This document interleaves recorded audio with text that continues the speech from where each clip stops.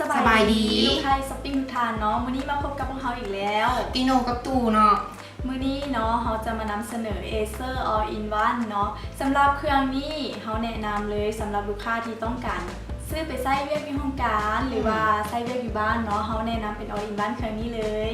เจ้าสำหรับสเปคของ Acer All-in-One เครื่องนี้เนาะ Intel จะเป็น Core i3 เนาะ RAM 4GB DDR4 Hard Disk จะเป็น1,000 GB ส่วนหน้าจอเป็น 19.5 นิ้วเนาะว้าวเดี๋ยวเรามาเบิ่งรายละเอียดเพิ่มเติมกันเลยเนาะเรามาเบิ่งด้านหน้าของตัวเครื่อง All-in-One นำกันเลยขนาดหน้าจอ 19.5 นิ้ว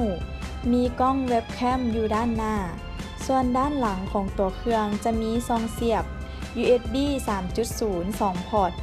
HDMI 1 พอร์ตซองเสียบสายแลนและซองเสียบสายซ่าส่วนด้านซ้ายจะมีซองเสียบหูฟัง USB 3.0 1 พอร์ต USB Type C 1 พอร์ตซองเสียบ SD card ด้านขวาจะมีปุ่มเปิดปิดและซองใส่แผ่นซีดีเจ้าหลังจากที่ได้เห็นเครื่องนี้กันไปแล้วลูกค้าคือสิอยากรู้แล้วว่าราคาเครื่องนี้ราคาเท่าไหร่แน่นแล้วเนาะราคาเครื่องนี้บ่แพงเลยติโนราคาเพียงแต่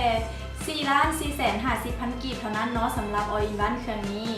เจ้านอกนั้นยังบ่พอยังมีบริการจัดส่งให้ลูกค้าฟรีทั่วประเทศว้าวเนาะ